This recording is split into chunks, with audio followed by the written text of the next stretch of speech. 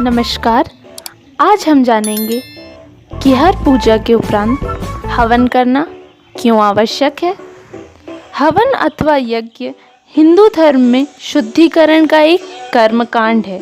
हवन कुंड में अग्नि के माध्यम से ईश्वर की उपासना करने की प्रक्रिया को यज्ञ कहते हैं। वेदों में उल्लेख है कि देवताओं को भोजन अग्नि में दी गई आहुतियों से पहुंचता है। हव्य अथवा हविष्य वह पदार्थ हैं जिनकी अग्नि में आहुति दी जाती है।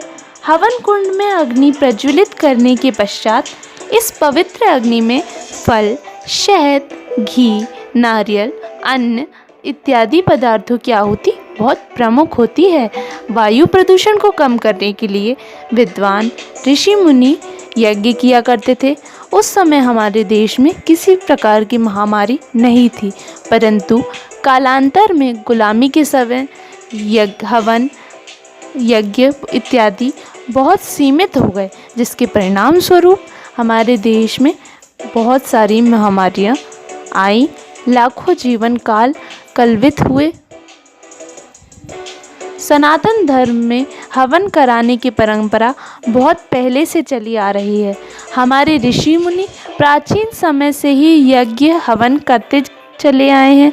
आज के समय किसी भी अनुष्ठान हो तो अब हवन अवश्य कराया जाता है, चाहे कोई मन्नत हो या फिर कोई विशेष पूजा अनुष्ठान, हवन अवश्य करवाया जाता है। हिंदू धर्म में विवाह जैसे शुभ बंधन संस्कार में भी हवन की अग्नि के फेरे लेने पर ही इसे पूर्ण माना जाता है।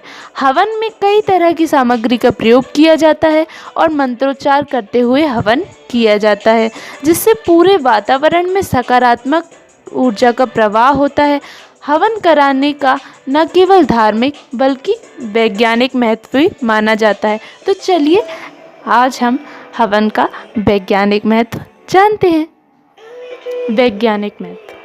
हवन सामग्री में आम की लकड़ी, बेल, नीम, कलिंगज, पीपल की छाल, पलाश का पौधा, देवदार की जड़, बेर, कपूर, शक्कर, जौ, चावल, चंदन की लकड़ी, देसी घी आदि अलग अलग कई सामग्रियों का प्रयोग किया जाता है। हवन की अग्नि में जब आहुति डाली जाती है तो उसमें से निकलने वाले धुएं से पूरा वातावरण शुद्ध हो जाता है तथा साथ ही मंत्रोच्चार होने से वातावरण में सकारात्मक ऊर्जा का प्रवाह होता है। तो आज हमने जाना कि हवन का न सिर्फ धार्मिक बल्कि वैज्ञानिक महत्व भी बहुत है, इसलिए हम पूजा के उपरांत हवन करते हैं। राधे राधे।